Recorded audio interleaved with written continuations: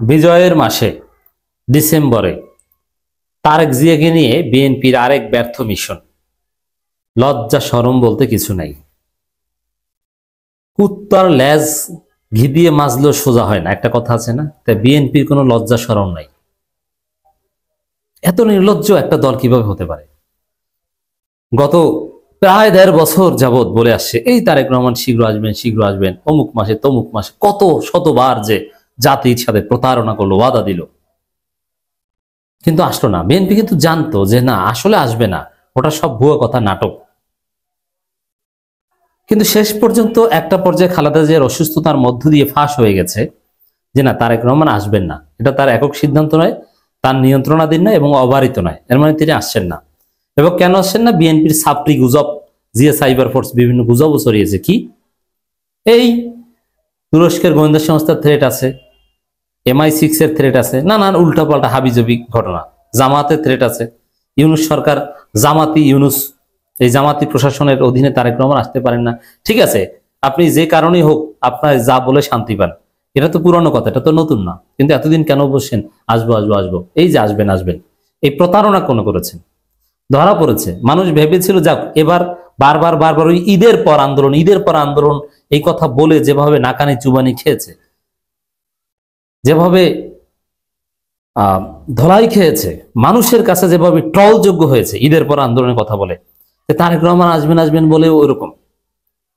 তা মানুষ ভেবেছিল এবার যেহেতু ফাঁস হয়েছে, এখন আর এই নতুন ভাবে আসবেন আসবেন এইসব গুজব, এইসব নাটক বিএনপি করবে না। আসলে সত্যিকার অর্থে আসবেন, আর অমুক মাসে আসবেন, তমুক মাসে আসবেন, এগুলো মানুষ বুঝে গেছে, এইসব ফাজলামি আর করবে না। কিন্তু আমরা দেখতে পাচ্ছি আবারও সেই গুজব। প্রথমে সালাউদ্দিন, মির্জা ফখরুল এরা বলেছিলেন যে শীঘ্রই আসবে। ঠিক আছে, শীঘ্রই এটার একটা ব্যাখ্যা আছে, 10 বছর পর 20 বছর পর ওটাও শীঘ্র হতে পারে। যেমন আমি একটা ব্যাখ্যা দিয়েছি, হাসরের ময়দানে এক দিন দুনিয়ার 1000 দিনের সমান, এরকম নানান টেক্সটে নানান হাদিস আছে। তো সেই তুলনায় শীঘ্রই মানে 20 বছর পর হতে পারে। কিন্তু আলাদা টাইম বলা, সময় বলা যে এই মাসের মধ্যে আসবেন, ডিসেম্বরেই আসবেন, এটা কিন্তু বলেন নাই। আমরা ভেবেছিলাম যে এবার লজ্জা শরম পেয়েছে, এবার আর এইসব উল্টোপাল্টা কথা বলবে না। কিন্তু আমরা কি দেখছি? ইঞ্জিনিয়ার ইশরাক বলছেন, আরো অনেক নেতারা বলছেন, ইঞ্জিনিয়ার ইশরাক কিন্তু তারেক রহমান পরিবারের অত্যন্ত ঘনিষ্ঠ। তারেক রহমানের মেয়ের সাথে বিয়ের কথা হচ্ছিল, কিন্তু শেষ পর্যন্ত তারেক রহমানের মেয়ে নাকি রাজি হয়নি। এই মাসেই দেশে ফিরবেন তারেক রহমান। এর মানে এই বিজয়ের মাসেও তারেক রহমানকে নিয়ে মিথ্যাচার করছে। আবার কেউ কেউ বলছেন যে বিজয়ের মাসেই দেশে ফিরবেন তারেক রহমান। এই বিজয়ের মাসেও মিথ্যাচার বিএনপির থামছে না। একটা সহজ হিসাব দেখেন, তফসিল ঘোষণা হয়ে গেছে প্রায়। আপনারা এই আলোচনা শুনতে শুনতে তফসিল ঘোষণা ডান। আমি যদিও রেকর্ড করছি তফসিল ঘোষণার কয়েক ঘন্টা আগে। তারেক রহমান বাংলাদেশের ভোটার না, তাহলে বিজয়ের মাসে, এর মানে 31শে ডিসেম্বর পর্যন্ত টাইম। তো 31শে ডিসেম্বরের দিকে এসে তারপরে ভোটার হবেন, তারপরে নির্বাচন করবেন। আগে তো ভোটার না, ফাজলামি। নমিনেশন পেপার গ্রহণ করা, সাবমিট করা, নানান প্রক্রিয়া আছে। এই প্রক্রিয়া কি থাকবেন না? আর আসলে আসার সম্ভাবনা নেই বলেই তো ডাক্তার জুবাইদুর রহমানকে পাঠিয়ে দিয়েছেন যে তিনি যান, তাকে এবার নেতা বানিয়ে দেখি। তাহলে এই যে নাটক করছে যে ডিসেম্বরে আসবেন অমুক তমুক, এই লজ্জা শরম সবকিছু বাদ দিয়ে এই মিথ্যাচার কেন করছেন? বিএনপির নেতাকর্মীদের মনোবল ধরে রাখার জন্য। কারণ তারেক রহমান আসবেন না, এটা যদি বিএনপির নেতাকর্মীরাই বিশ্বাস করে থাকে, তারা বিএনপি রাজনীতি করা বাদ দিয়ে দেবে। যে কি, কার রাজনীতি করবো? কোন দলের? একটা এতিম দলের, যে দলের কোনো নেতা নেই। এজন্যে বিএনপি নেতাকর্মীদের এই মিথ্যা আশ্বাস দিয়ে কর্মী ধরে রাখছে বিএনপি, এই বিজয়ের মাসে আসবেন। আরে ভাই, এরকম চাপাবাজি আপনারা কত করেছেন, আর কত করবেন? ফটকাবাজি। আবার মির্জা ফখরুল তিনি ওই নেতাকর্মীদের উজ্জীবিত করছেন। কি? তারেক রহমান যেদিন দেশে ফিরবেন সেই দিন গোটা বাংলাদেশ কেঁপে উঠবে। তাহলে এই যে ভূমিকম্প হচ্ছে বাংলাদেশে প্রতিনিয়ত ছোটখাটো, সেগুলো কি তারেক রহমান আসবেন আসবেন বলার ফল? এই প্রশ্ন অনেকে তুলছেন। তো দর্শক, তারেক রহমান যেদিন দেশে ফিরবেন সেদিন গোটা বাংলাদেশ কেঁপে উঠবে, এটা কি? যেদিন মানে কি? কোন দিন? খালেদা জিয়ার এই অসুস্থতার সময় যে আসতে পারেনি, সে আসবে কি ছিড়তে? তার দরকারটা কি? মায়ের জন্য যে সন্তান কাজে লাগে না, দেশের জন্য সেই সন্তান কোন কাজে লাগবে? কোনো কাজে লাগবে না। তো যেদিন আসবেন, কোন দিন আসবেন? ইমাম মাহাদি আসার পর ঈসা আলাইহিস সালাম যখন আবার দুনিয়া অবতরণ করবেন, তখন? তার আগে তো মনে হয় না।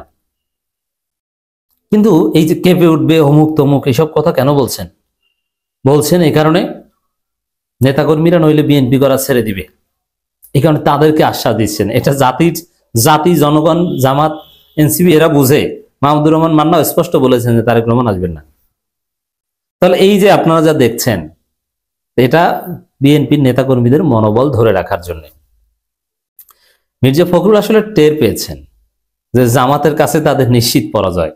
আর তারেক রহমান কেন দেশে আসছেন না, এই কথা আমরা অনেকবার বলেছি। পরাজয়ের সংখ্যা থেকে দেশে আসছেন না, যে আগামী নির্বাচনে তো তারা পরাজিত হবেন, এটা একটা কারণ। আর কারণ হচ্ছে পরাজয়ের সংখ্যার সাথে সাথে এই যে চাঁদাবাজি থেকে শুরু করে বিএনপির দুই গ্রুপে কামড়াকামড়ি, এগুলোর দায় নিতে হবে। তখন তারেক রহমান দেশে আসলে আরো বসবেন। এখন তো বলতে পারেন যে তারেক রহমান দেশে নাই বলে বিএনপির এই করুণ অবস্থা। এখন বলতে পারেন মির্জা ফখরুল্লাহ, দেশে আসলে আমাদের ভোট 10% থেকে 30% হয়ে যাবে, কিন্তু দেশে থাকলে তখন তো বলতে পারবেন না। তখন দেখা যাবে দেশে আসার পর উল্টো অ্যাকশন। তারেক রহমানের ইমেজ নাই, হাইপ নাই, উল্টো মানুষ গালাগালি করবে যে তারেক রহমান আসার পরও চাঁদাবাজি কেন, দুই গ্রুপে কামড়াকামড়ি কেন। এমনকি এই আশঙ্কা করা হচ্ছে যে তারেক রহমান দেশে আসলে বিমানবন্দরে যে তাকে রিসিভ করতে যাবে, রিসিভ করতে যেই কয়েকজন মারামারি করে মারা যাবে দুই গ্রুপে, তখন হাইপ উল্টা পিছন থেকে ঢুকে যাবে। তো দর্শক, এই ভয় আসেন না। মির্জা ফখরুল বলছেন এই নির্বাচনের লড়াই সবচেয়ে কঠিন লড়াই। এর মানে সবচেয়ে কঠিন লড়াই কেন? এখানে আপনাদের প্রিয় আওয়ামী লীগ নাই, জামাত স্বাধীনতা বিরোধী, রাজাকার, তো স্বাধীনতা এদেরকে নাকি চিনেছে মানুষ, জামাতের নাকি ভোট 5%ও নাই, তাহলে তাদের সাথে এত কঠিন লড়াই কেন? আর এনসিপি তো কিচ্ছু না। কথাবার্তার কোনো মিল নাই। বলে যে জামাতের ভোট 5%ও না, আবার বলে ইতিহাসের সবচেয়ে কঠিন নির্বাচন, আওয়ামী লীগ আবার নাই। এর মানে জামাতের কাছে পরাজয় টের পাচ্ছেন মির্জা ফখরুল। আর নেতাকর্মীদেরকে একটু উজ্জীবিত রাখার জন্য তারেক রহমানের কে নিয়ে এই ব্যর্থ চাপা মারছেন।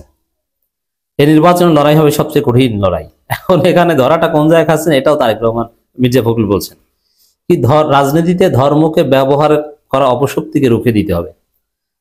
জামাত ধর্মভিত্তিক প্রচারণার মাধ্যমে আসল বাসটা বিএনপিকে দিবে। বিএনপি কিচ্ছু করতে পারবে না, চেয়ে চেয়ে দেখতে হবে, নাকে খত দিয়ে মেনে নিতে হবে।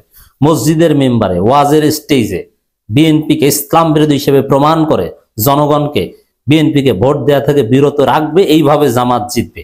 আমি চ্যালেঞ্জ দিয়ে বলছি, বিএনপি কিচ্ছু করতে পারবে না। কারণ বিএনপির লোকজন তো আর হুজুর না, তারা তো আর ওয়াজ করতে পারে না, তারা তো আর মেম্বারে উঠতে পারে না। মসজিদের বাইরে সন্ত্রাসী করবে, হুজুরকে বাধা দিবে, ভোট আরো কমবে। কিচ্ছু করার নাই, বিএনপির পরাজয় নিশ্চিত।